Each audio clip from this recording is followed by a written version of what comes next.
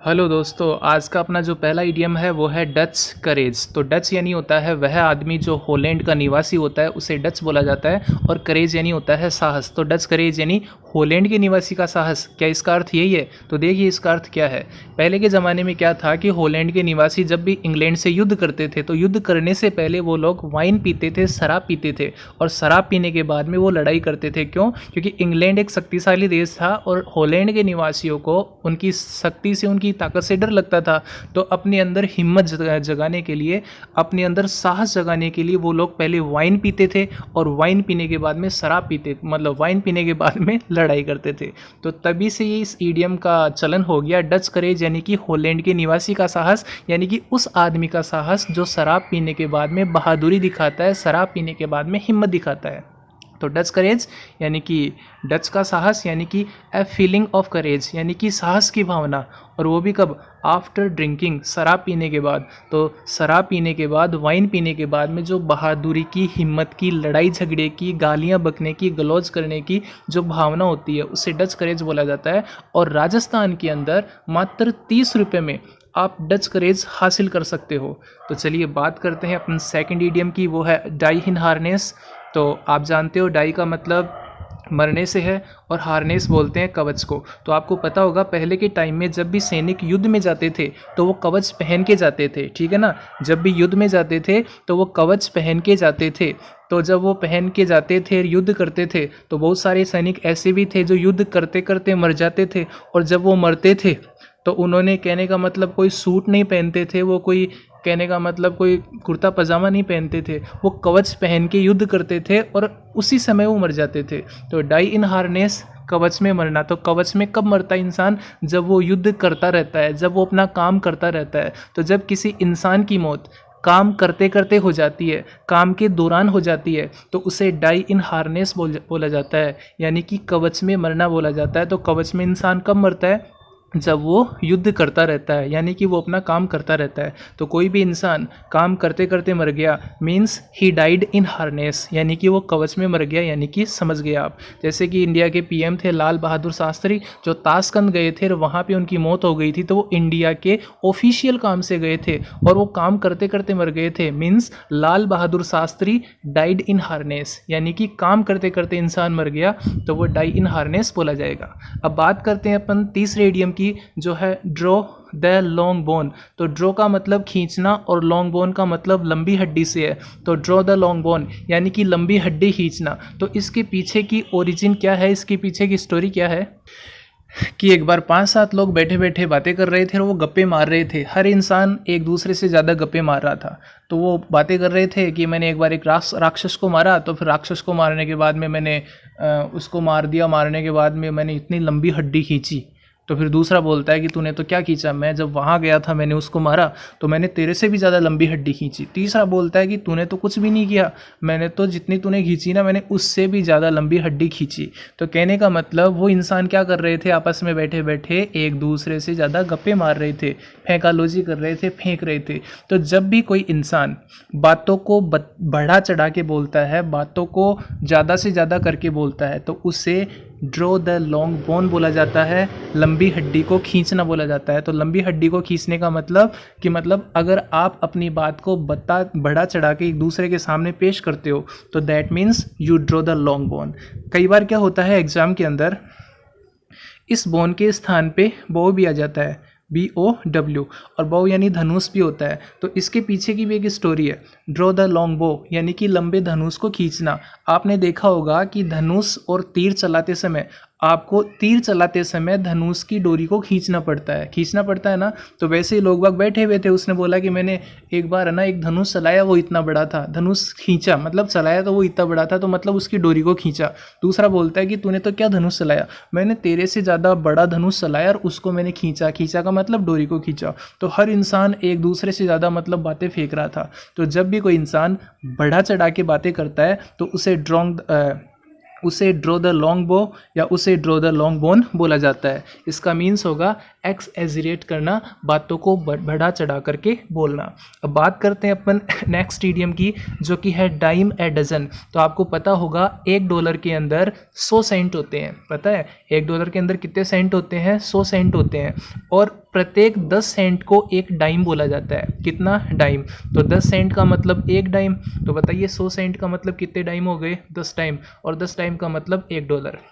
अब सपोज करते हैं आप कोई सामान $1 का यानी कि 100 सेंट का, ठीक है ना, अगर आप कोई सामान $1 का लेते हो और वही सामान आपको अगर एक डाइम में मिल जाता है, कितने मिल जाता है? तो बताइए आपने वो सामान सस्ता लिया है महंगा लिया? डाइम ए डजन, यानी कि 10 सेंट के अंदर आपको एक दर्जन मिल गया। जो चीज़ आपको $1 में एक दर्जन मिल रही थी, 100 सेंट में एक दर्जन मिल रही थी, वही आपको एक डाइम में मिल गई, यानी कि 10 सेंट में मिल गई, यानी कि वो सामान आपको सस्ता मिल गया। तो डाइम ए डजन यानी कि एक डाइम का 10 सेंट का एक दर्जन। तो जब भी कोई वस्तु बहुत ही सस्ती होती है, बहुत ही कॉमन होती है, बहुत ही प्लेंटीफुल होती है, यानी कि ऐसी कोई भी चीज़ जो मतलब इतनी आम हो गई कि उसे हर कहीं पाया जा सकता है, that means dime a dozen. जैसे किशनगढ़ के अंदर, जैसे किशनगढ़ को मार्बल सिटी कहा जाता है, तो किशनगढ़ के अंदर जो मार्बल होता है वो बहुत ही कॉमन है, बहुत ही प्लेंटीफुल है, बहुत ही ज़्यादा मात्रा में है और इतना महंगा भी नहीं है। तो मीन्स यहाँ पे जो मार्बल है डाइम ए डजन है।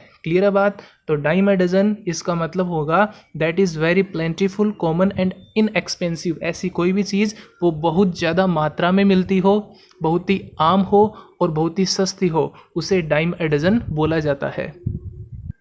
जैसे इंडिया के अंदर हम करप्टेड भ्रष्ट लोगों की बात करें तो आपको बहुत ज़्यादा मिलेंगे, आम हो गए हैं, आपको हर गली के अंदर हर घर में मिल जाएगा। और आपको बड़े सस्ते वाले आपको भ्रष्ट लोग मिलेंगे जो ₹5 में बिक जाते हैं, ₹2 में बिक जाते हैं, ठीक है ना।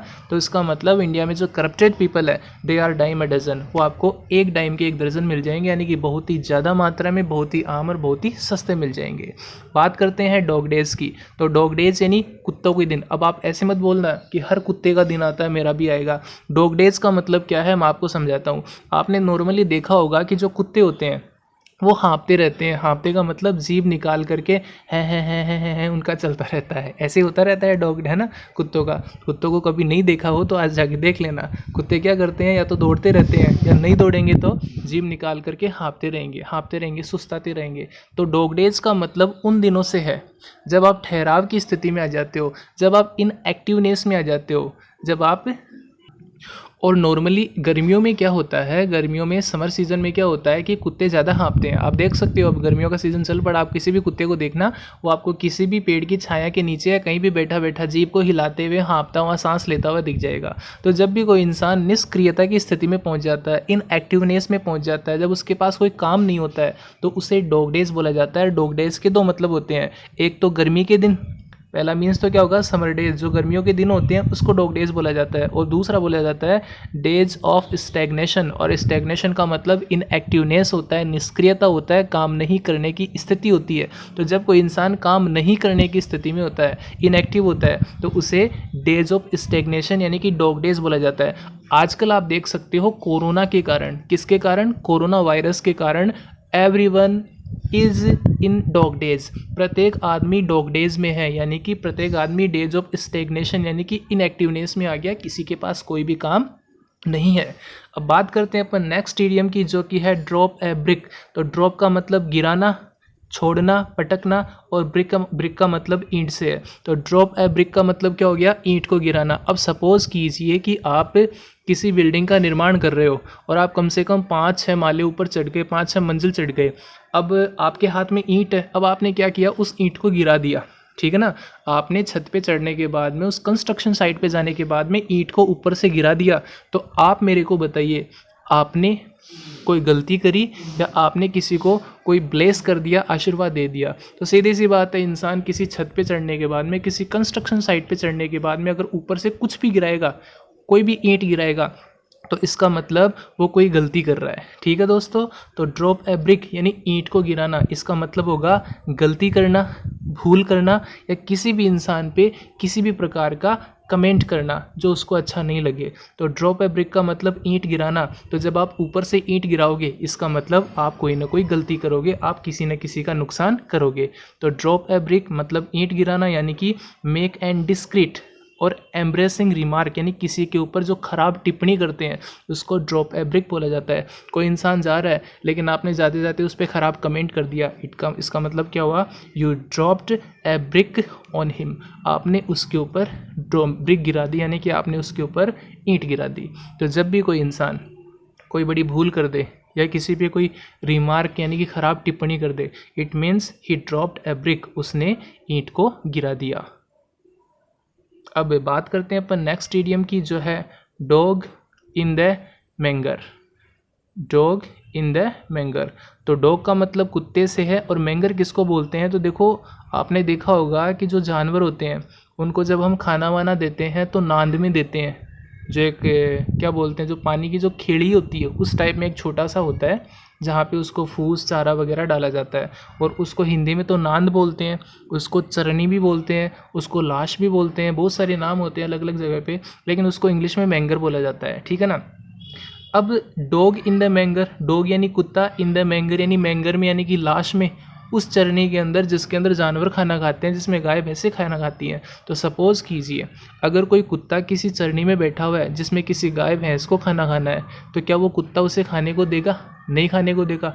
नॉर्मली आप मोहल्ले में देख सकते हो, जब आप किसी गाय या किसी को रोटी डालते हो तो कुत्ता बीच में आ जाता है और फिर भौंकने लग जाता है उस जानवर के ऊपर कि ये रोटी मैं खाऊंगा, ऐसे हो जाता है। तो सपोज़ कीजिए कोई कुत्ता है, अगर आपने उसको मैंगर में बिठा दिया, चरनी में बिठा दिया, नान में बिठा दिया, ठीक है ना, वो जगह उसके काम की नहीं है, वो फूस को नहीं खा सकता, चारे को नहीं खा सकता, रजके को नहीं खा सकता, लेकिन वो क्या करेगा, उसमें बैठा बैठा उन जानवरों को भी नहीं खाना देगा। तो ऐसा कोई भी व्यक्ति जो किसी इंसान को कोई काम करने से रोकता है और ऐसा काम करने से रोकता है जिस काम को वो खुद भी नहीं कर सकता, तो उसे बोला जाता है डॉग इन द मैंगर, यानी कि कुत्ता उस चरनी में बैठा रहता है, फूस वो भी नहीं खा सकता, चारा वो भी नहीं खा सकता, लेकिन वो जानवरों को भौंकता रहता है, उनको खाने भी नहीं देता है। That means a dog in the manger. तो मतलब ऐसा कोई भी आदमी, देखिए इसमें लिखा हुआ है a person who prevents others, एक ऐसा आदमी जो दूसरों को रोकता है फ्रॉम डूइंग समथिंग, कोई भी काम करने से, कोई भी चीज़ को एंजॉय करने से, दैट ही कांट डू, जो वो खुद नहीं कर सकता। तो ऐसा कोई भी आदमी जो कोई भी काम खुद नहीं कर सकता है लेकिन दूसरों को भी नहीं करने देता है, तो उसे डॉग इन द मैंगर बोला जाता है। सपोज़ कीजिए आपके दादाजी हैं वो डांस नहीं कर सकते, वो नाच नहीं सकते, वो उछल नहीं सकते, लेकिन जैसे कोई बच्चा उनके सामने नाचता है उसको भी मना कर देते हैं, तो इसका मतलब दादाजी जो काम खुद नहीं कर सकते हैं वो काम दूसरों को भी नहीं करने देना चाहते। इसका मतलब दादाजी is dog in the manger. तो दादाजी डॉग इन द मैंगर हो गए, यानी कि ऐसे इंसान हो गए जो काम खुद भी नहीं कर सकते और दूसरों को भी नहीं करने देना चाहते। नेक्स्ट इडियम है डाउन टू अर्थ। आपने सुना होगा कि आसमान में मत उड़ो, ज़्यादा हवा में मत उड़ो। तो जो इंसान हवा में उड़ता है इसका मतलब वो सेंसिबल नहीं है, वो फेंगालॉजी में विश्वास करता है, वो अब दूसरे इंसान को अपने से कम नॉलेजेबल समझता है, महत्वहीन समझता है। लेकिन जो इंसान हवा में नहीं उड़ता, जो डाउन टू अर्थ यानी कि जो पृथ्वी पे झुका होता है, तो इसका मतलब क्या हो गया, तो डाउन टू अर्थ का मतलब हो गया एक ऐसा इंसान, एक ऐसा व्यक्ति जो ज़मीन से जुड़ा हुआ है, जो सेंसिबल है, जो रियलिस्टिक है, जो प्रैक्टिकल है। तो ऐसा कोई भी इंसान जो समझदार है, जो वास्तविक है, जो व्यवहारिक है, उसे डाउन टू अर्थ बोला जाता है। जो यानी कि जो छोटे इंसानों को भी महत्व देता है उसको डाउन टू अर्थ बोला जाता है। तो डाउन टू अर्थ का मतलब ज़मीन से जुड़ा हुआ आदमी, एक simple honest person, that is called down to earth. जैसे कि अपन कह सकते हैं mister Narendra Modi is down to earth person, यानी कि वो डाउन टू अर्थ यानी कि ज़मीन से जुड़े हुए हैं, यानी कि उनको पता है कि छोटे लोग कैसे होते हैं और वो क्या काम करते हैं, उनको कैसा कुछ किया जा सकता है। बात करते हैं drink like a fish. Drink यानी पीना, लाइक अ फिश यानी मछली के समान। कभी मछली को पानी पीते हुए देखा है? नहीं देखा होगा, लेकिन मैं आपको बताऊं कि मछली जब पानी में रहती है तो पानी उसके मुंह में से जाके उसके निकलता रहता है। कभी वो गलफड़े वगैरह वो क्या होते हैं मेरे को तो इतना ध्यान भी नहीं है, लेकिन मछली जब पानी में रहता है तो पानी उसके मुंह में जाता रहता है, जाता रहता है, जाता रहता है, जाता भी रहता है, मुंह से पानी बाहर आता भी रहता है। तो जब कोई मछली पानी में रहती है तो पानी उसके मुंह में अत्यधिक मात्रा में जाता है, ठीक है ना, होता ही नहीं होता है। ऐसा थोड़ी कि मछली पानी को एक घूंट घूंट पीती है कि अब मैंने एक घूंट पी ली, एक घूंट 5 मिनट बाद में पी ली, एक घूंट 15 मिनट बाद में पीऊँगी, मछली के तो पानी में रहती है, तो पानी उसके मुंह में जाता रहता है और बाहर आता रहता है, यानी कि जब वो पानी को पीती है तो बहुत ही ज़्यादा मात्रा में पीती है। पीने का मतलब पीती नहीं है लेकिन उसके मुंह में जाता है, इसका मतलब वो पानी को बहुत ही ज़्यादा मात्रा में पीती है। तो ऐसा कोई भी इंसान जो शराब को बहुत ही ज़्यादा मात्रा में पीता है उसे बोला जाता है drink like a fish. Drink का मतलब पीना, पीना का मतलब शराब पीने से है, और लाइक अ फिश यानी मछली के समान। तो मछली के समान यानी मछली जब पानी में रहती है तो वो इतना पानी पीती है, इतना पानी पीती है कि इतना पानी शायद ही कोई पीता होगा। तो ड्रिंक लाइक अ फिश का मतलब मछली की तरह पीना, यानी कि बहुत ही ज़्यादा मात्रा में शराब पीना। तो आज जो हमने इडियम्स किए हैं उसको एक बार वापस से रिवाइज कर लेते हैं। डच करेज यानी कि शराबी का साहस, एक ऐसे आदमी का साहस जो शराब पीने के बाद में बहादुरी की बातें करता है। डाई इन हार्नेस का मतलब कवच में मरना, यानी कि जब इंसान कवच में कब मरता है, युद्ध में। तो जब कोई इंसान काम करते करते मर जाता है तो उसे डाई इन हार्नेस बोला जाता है। ड्रो द लॉन्ग बोन या ड्रो द लॉन्ग बो, यानी कि लंबी धनुष को खींचना या लंबी हड्डी को खींचना, तो इसका मतलब बड़ा चढ़ा के बातें करना, एक्सएजरेट करना। डाइम ए डजन, टाइम का मतलब 10 सेंट। अगर आपको 10 सेंट में कोई चीज़ 1 दर्जन मिलती है तो इसका मतलब आपको वो चीज़ बहुत ही सस्ती मिलती है। तो ऐसी कोई भी चीज़ जो बहुत ही कॉमन हो, बहुत ही आम हो और बहुत ही ज़्यादा मात्रा में और बहुत ही सस्ती हो, that is called dime at dozen. Dog days, dog days यानी कुत्तों के दिन। तो कुत्तों के दिन का मतलब कुत्तों के दिन कब आते हैं, जब गर्मियों के दिन आते हैं तो कुत्ते पड़े पड़े किसी छांव के नीचे सुस्ताते रहते हैं, है ना। तो जो इनएक्टिवनेस, जो लेथर्जी की, जो आलस्यता की जो कंडीशन होती है उसे डॉग डेज बोला जाता है। ड्रॉप ए ब्रिक, तो आपने ऊपर से ईंट गिरा दी, इसका मतलब आपने गलती कर दी। तो जब आप कोई ब्लंडर, कोई भूल करते हो, कोई गलती करते हो, किसी पे टिप्पणी करते हो जो उसको अच्छी नहीं लगे, तो उसे ड्रॉप ए ब्रिक बोला जाता है। डॉग इन द मैंगर, कुत्ता चरनी में, नांद में, उस जगह जहाँ पे जानवर खाना खाते हैं। तो कुत्ता किसी जानवर को कुछ खाने नहीं देता, ये कुत्ते की साइकोलॉजी होती है। तो अगर कुत्ता किसी ऐसी जगह चला गया जहाँ पे जानवर खाना खाते हैं तो कुत्ता तो चारा खा नहीं सकता, दूसरों को भी खाने नहीं देगा। तो एक ऐसा आदमी जो खुद भी कुछ नहीं खाता है, दूसरों को भी कोई काम नहीं करने देता, उसे बोलते हैं dog in the manger. Down to earth, जमीन से जुड़ा हुआ आदमी, यानी कि सेंसिबल, बहुत ही प्रैक्टिकल पर्सन। और ड्रिंक लाइक अ फिश, यानी कि बहुत ही अधिक मात्रा में शराब को पीना। तो आज के इडियम में इतना ही, बाकी हम बात करेंगे नेक्स्ट इडियम में, और तब तक के लिए धन्यवाद।